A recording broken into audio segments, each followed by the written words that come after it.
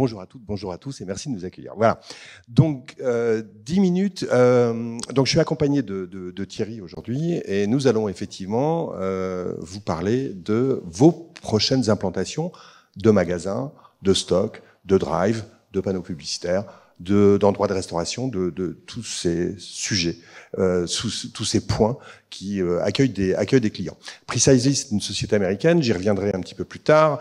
Elle n'est pas encore extrêmement connue en France, c'est une marque qui a été créée il y a 4 ans, mais je déploierai mon propos juste après.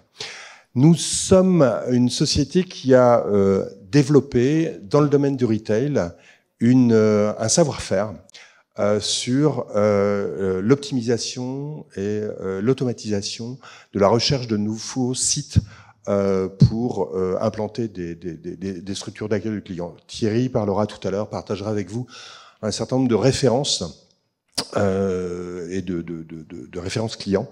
Nous ne pourrons malheureusement pas citer les noms, mais je pense qu'avec très très peu d'efforts, vous arriverez à les reconnaître. Nous avons un stack de solutions qui nous permet, comme beaucoup d'autres d'ailleurs, d'intégrer des sources de données internes, externes, d'en assurer la qualité, d'en assurer la gouvernance, de cataloguer ces données.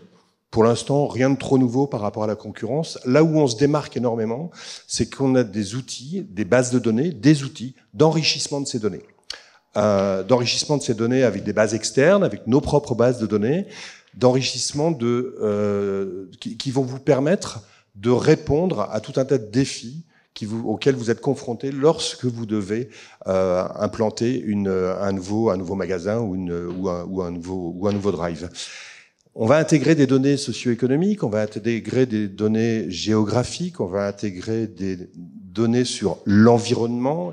Est-ce que j'envisage, donc, dans quel type d'endroit j'envisage d'implanter mon magasin? Est-ce qu'il y a suffisamment de parking? Quel est le flux de personnes qui va passer à cet endroit? Quel risque je prends en termes de cannibalisation d'autres magasins? Si j'ai 2 enseignes, lorsqu'on est confronté à une fusion de marques, lorsque j'ai 2 enseignes dans la même rue, laquelle je vais garder? C'est toutes ces problématiques auxquelles nous avons voulu répondre avec nos solutions et nos prestations de services. Je vais laisser maintenant le micro à Thierry qui va vous parler de quelques références clients. Bonjour. Bonjour. Je vais vous parler de nos clients, donc je vais vous parler de vous. L'implantation physique, c'est une chose importante et je vais reprendre ce qui a été dit avant. Le magasin est un nouveau lieu d'expérience positive. Il y a effectivement l'Internet et le site web, mais le magasin est important dans l'approche et l'expérience client. Le mobile, multiplication des usages, ça aussi c'est des choses importantes. Et l'intelligence artificielle apporte des gains, des plus-values que nous utilisons aussi. Donc nos clients, qu'est-ce qu'ils ont fait? D'abord, il y a 2 exemples sur la gauche qui sont des chaînes de café, de distribution de café internationales.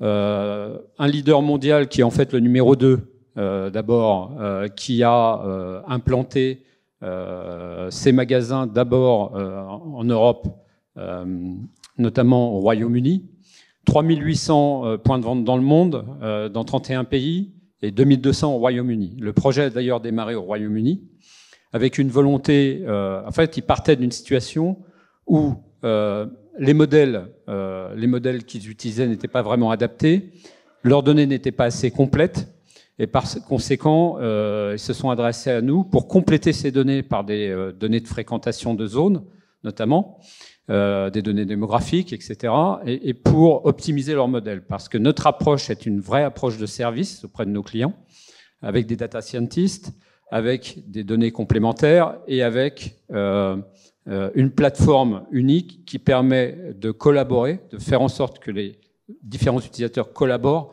sur des rapports dynamiques cartographiques. Le deuxième est le premier mondial. C'est un Californien. Il a à peu près 30 milliards de chiffre d'affaires, une croissance exponentielle. De 2018 à 2023, il a fait plus 9000 magasins dans le monde. Nous avons accompagné cette expansion par une volonté de croissance très agressive, avec une implantation calculée par ces modèles, par ces rapports cartographiques et qui leur a permis de s'implanter plus vite. Cette approche est un vrai accélérateur pour des marques comme celle-ci. Le troisième que vous voyez sur la droite est le leader mondial de la restauration rapide. Nous avons travaillé avec eux comme avec le distributeur de café au niveau Europe, déployé dans une dizaine de pays en Europe, en partant de l'Angleterre, la France, l'Italie, l'Espagne, la Pologne, etc. Et ici, nous avons beaucoup travaillé sur la partie modèle d'IA avec eux, en fournissant des données de mobilité humaine, c'est-à-dire des données des applications mobiles qui permettent de profiler des utilisateurs dans une zone, mais pas seulement les résidents, mais aussi les passants. Et enfin, le dernier est un pétrolier international qui a utilisé nos services, nos données, donc données de fréquentation, données de trafic routier, pour pouvoir mieux implanter ces stations-service dans le monde, Europe et Asie dans un premier temps, États-Unis dans un troisième temps. Voilà pour ces expériences. Donc, oui, en quelques mots, notre métier est de mettre à votre disposition des outils logiciels et un savoir-faire via des prestations de services qui vont partir de l'intégration de vos données et de données externes. On va en assurer la qualité et on va alimenter des moteurs d'intelligence artificielle ou de machine learning. Dans le cadre de l'interlocuteur précédent, du speaker précédent, typiquement par rapport à la Data Factory de Carrefour, soit Carrefour est déjà équipé de solutions de data quality et de gouvernance, ce dont je doute pas. Donc dans ce cadre-là, nous pouvons alimenter directement les modèles statistiques que Carrefour a développés avec ses data scientists. Si nous nous référons à un client, si nous parlons à un client qui n'a pas encore tous ces outils ou qui veut harmoniser toute sa chaîne d'outillage, nous pouvons apporter cette prestation logicielle et service de bout en bout.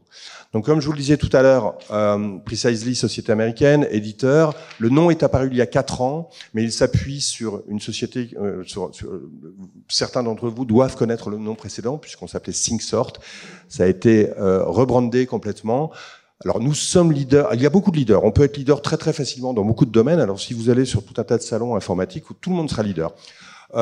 Donc nous sommes, nous, leaders, non pas dans l'intégration de données, mais dans l'intégrité de la donnée. Ce qu'on entend par là, c'est qu'on va donner à nos clients la possibilité d'avoir un stack de solutions et également de données complètes qui vont leur permettre d'alimenter leur moteur. Nous avons 12 000 clients au monde. On est présent dans 99 pays, pas toujours directement, et il y a à peu près 2500 employés au monde. Une grosse empreinte aux États-Unis, une empreinte très significative déjà en Europe, et nous nous employons avec toutes les équipes Precisely Europe et France bien évidemment, d'augmenter notre empreinte sur le territoire. Vous avez ici un certain nombre de noms de références que l'on a, beaucoup d'Américains, je vous le concède, mais il y a aussi énormément de Français. Toujours la grosse difficulté, on peut pas toujours communiquer sur le nom de nos références, parce que chacun veut garder son savoir-faire et chacun a sa politique de communication, mais nous avons un certain nombre de grands noms sur le marché français. Ce que disent de nous les analystes, Gartner, Forrester et IDC, entre autres, c'est que, en gros, la lecture que l'on peut en faire, c'est oui, Precisely fait la même chose que d'autres, ou d'autres font la même chose que Precisely, sauf que Precisely va un peu plus loin en enrichissant la donnée avec des données géospatiales, avec des données avec une multitude de données qui nous permet bien évidemment d'adresser la problématique objet du propos aujourd'hui, mais qui nous permet aussi d'adresser d'autres problématiques. On parlait tout à l'heure de panier client, donc on va pouvoir alimenter des moteurs de next best offer. Ok, tel client achète produit A, produit B, le segment dans lequel il appartient majoritairement achète le produit C. Quelle promotion je vais pouvoir pousser à mon client qui achète A, B pour qu'il achète également C, dit très très rapidement et très trivialement.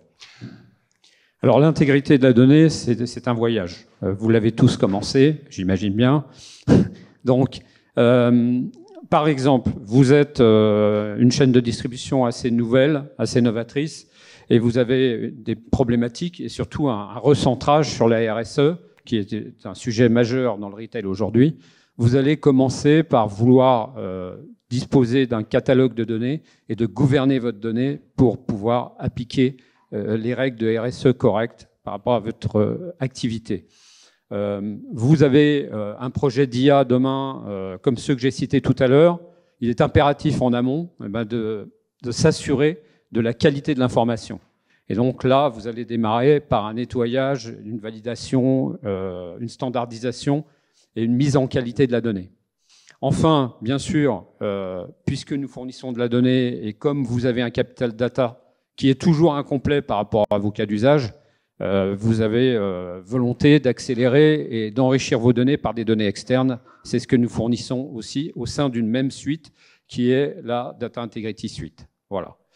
Eh bien, écoutez, nous sommes à votre disposition. Si vous avez des questions, n'hésitez pas. Venez nous voir. Et je vous souhaite une excellente matinée, une excellente journée.